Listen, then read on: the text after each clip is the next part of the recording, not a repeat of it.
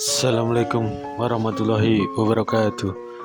Kembali lagi di Indo Visual Channel guys. Pada kesempatan kali ini kita akan membahas tentang alasan Rasulullah SAW jadi orang tersibuk di padang mahsyar. Bismillahirrahmanirrahim. Alhamdulillahirrabbilalamin. Wassalatu wassalamu ala asrofil anbiya'i wal mursalin wa ala alihi wa ashabihi ajma'in. Amma ba'du. Segala puji bagi Allah Tuhan semesta alam. Rahmat dan keselamatan semoga terlimpah atas paling mulianya Nabi dan Rasul, juga atas keluarga dan para sahabat, serta kepada yang mengikuti mereka dalam kebenaran sampai hari kiamat adapun setelahnya.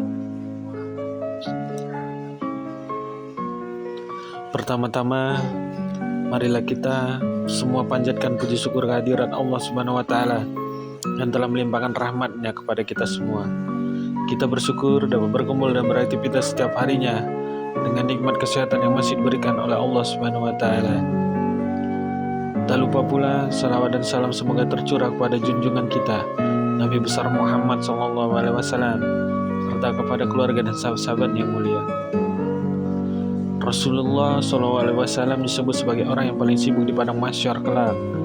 Alasan yang melatar belakangi hal itu sebab beliau disibukkan dengan perkara memberi syafaat kepada umat-umatnya. Dikutip dari buku Sang Pengatur Kehidupan oleh Risa Anggraini, di padang mahsyar kelak Rasulullah SAW akan menjadi orang yang paling sibuk di tengah keramaian orang yang sedang berhadapan dengan hisab amal perbuatan mereka. Salah satunya diceritakan dalam hadis yang diriwayatkan oleh Abu Hurairah radhiyallahu anhu dan Huzaifah radhiyallahu anhu. Hadis tersebut menceritakan tiap manusia mendatangi nabi-nabi mereka untuk meminta syafaat masuk surga, tetapi semua nabi melimpahkannya pada nabi yang lain hingga akhirnya pelimpahan berujung pada Rasulullah SAW. Menurut hadis tersebut, Allah Subhanahu wa Ta'ala mengumpulkan manusia di padang mahsyar. Lalu orang-orang beriman berdiri hingga surga pun didekatkan kepada mereka. Kemudian mereka menemui Nabi Adam alaihissalam seraya berkata, "Wahai nenek moyang kami, memohonlah agar surga dibuka untuk kami." Nabi Adam alaihissalam menjawab, "Bukankah tiada yang mengeluarkan kalian dari surga kecuali kesalahan ayah kalian Adam ini? Aku bukanlah orang yang mampu melakukannya. Pergilah kepada putraku Ibrahim, Khalilullah, kekasih Allah." Rasulullah SAW memberikan syafaat di hari akhir. Bagaimana cara memperolehnya? Kemudian Nabi Ibrahim alaihissalam berkata, Aku bukanlah orang yang dapat melakukannya, karena aku hanyalah kekasih dari belakang, karena keutamaan Rasulullah. Pergilah kepada Musa yang diajak bicara langsung oleh Allah Subhanahu wa Ta'ala. Mereka pun menghadap Nabi Musa alaihissalam. Nabi Musa alaihissalam berkata, "Aku bukanlah orang yang dapat melakukannya. Pergilah kepada Isa yang merupakan kalimat Allah dan ruhnya."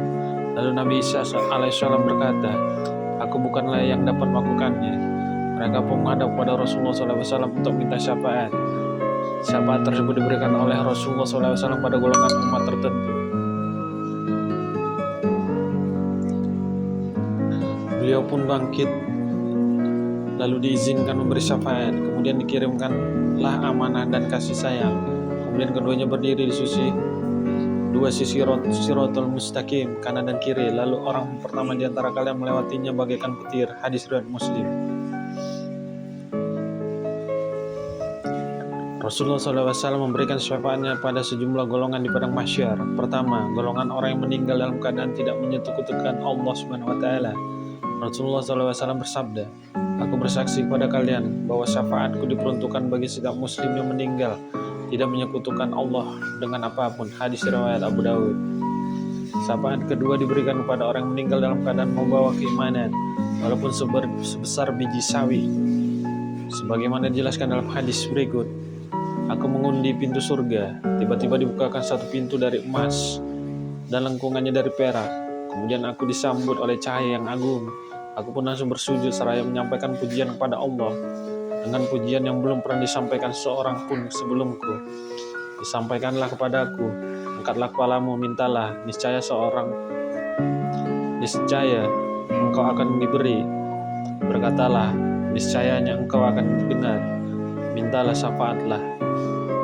niscaya engkau akan diberi syafaat. Aku pun berkata, umatku. Lantas dijawab, engkau berhak menolong orang yang dalam hatinya ada keimanan walau sebesar biji gandum.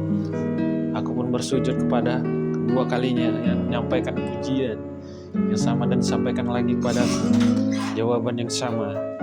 Lalu terus memohon lagi, umatku, sampaikan kepadaku, engkau berhak menolong orang yang dalam hatinya ada keimanan walaupun kecil biji sawi. Syarat berikutnya adalah mereka yang pernah mengucap kalimat thayyibah atau kalimat la ilaha illallah dengan ikhlas, yang artinya aku bersujud ketiga kalinya dan disampaikan kepadaku jawaban yang sama.